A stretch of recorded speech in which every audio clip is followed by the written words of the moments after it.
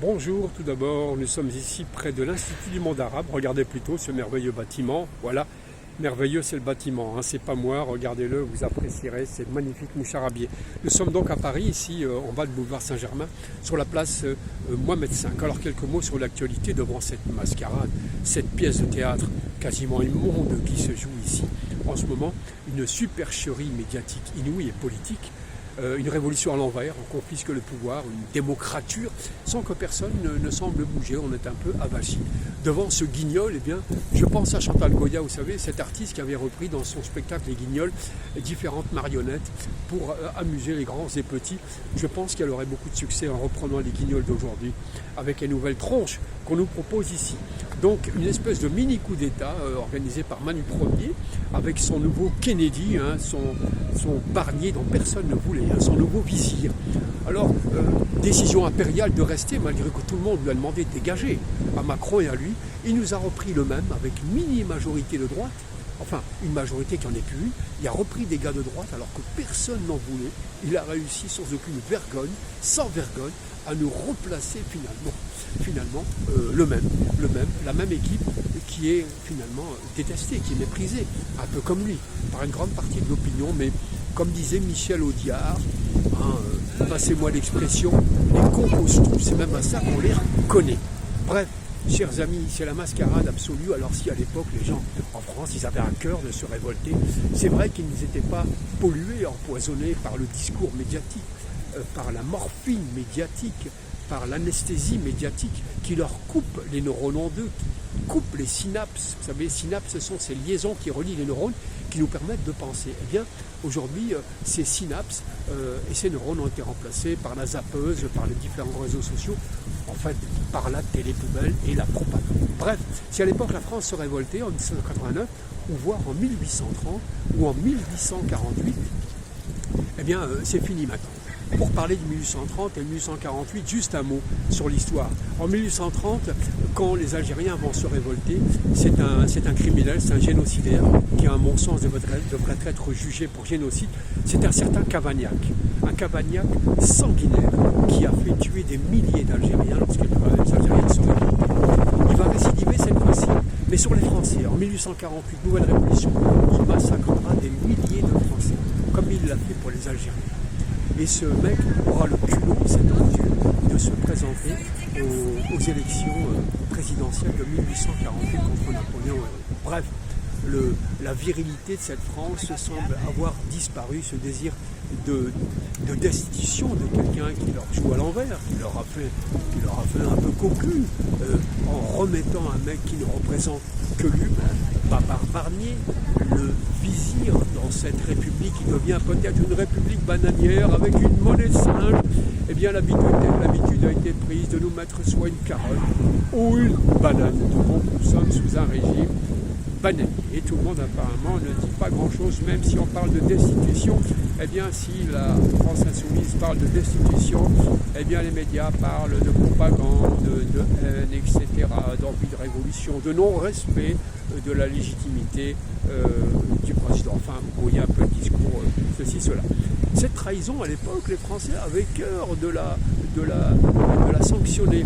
Je me souviens d'un certain Mirabeau qui est un homme célèbre, député donc du tiers-État, qui en 1789 participe à la Révolution. Mais ce type était un pervers, un peu comme certains. Aujourd'hui, dans l'oligarchie, il y a pas mal de pédophilie et de perversion protégée par la justice grâce à des loges maçonniques, nous dit-on. Eh bien, ce Mirabeau était un pervers qui avait beaucoup de dettes, énormément de dettes, des dettes de prostitution notamment. Et alors, pour pouvoir payer ses dettes, eh bien, il va négocier avec le roi, avec Louis XVI. Louis XVI va dire, écoute, je t'efface tes dettes et tu travailles pour moi. Alors ce mec-là, lorsqu'il va mourir, Mirabeau, les gens ne savent pas que c'est un traître, qu'il a trahi. Il entre au Panthéon en premier. Lorsque les Français s'aperçoivent que ce mec est un traître et qu'il les a vendus au roi, eh bien il sera le premier à être dégagé du Panthéon en 1794 et balancé. Cet homme donc s'est fait effacer ses dettes, toutes ses dettes de prostitution, et certains disent qu'aujourd'hui les dettes que la France a, eh bien c'est peut-être aussi une forme de prostitution du pouvoir, et donc d'avoir prostitué ou proxénétisé un peu la France. Allez savoir, les historiens jugeront. Donc ces hommes en minorité, Bokassa seigneur, on va l'appeler Bokassa, l'empereur finalement français, qui décide de tout. Ah, un petit moment, je change de main.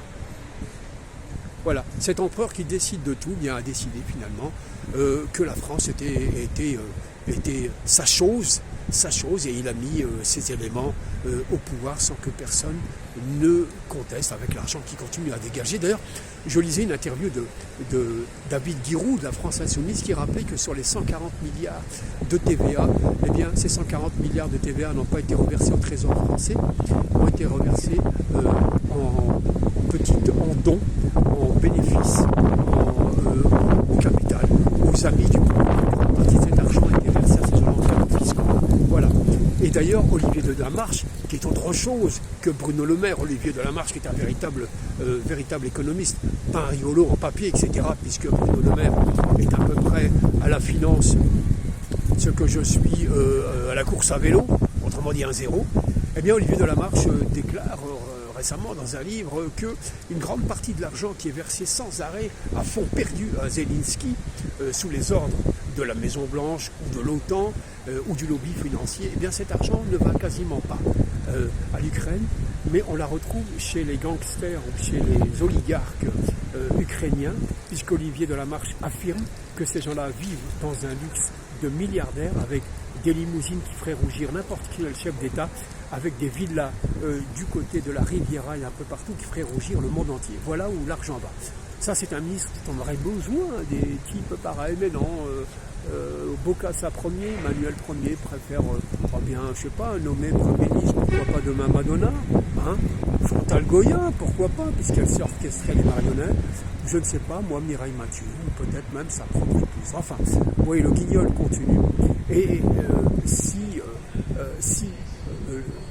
le sacre de Jean Bedel, Bokassa, paix à son âme, président et empereur du Centrafrique, a coûté quelques milliards à son pays et son trône, eh bien, les historiens ou vous jugerez si le coût de l'État, le fonctionnement de l'État, la façon de gérer la France, eh bien, de Macron, d'Emmanuel Ier, Macron, Manu Ier, Bokassa Ier, eh bien, nous coûtera aussi cher que l'autre Bokassa. C'est à vous de voir.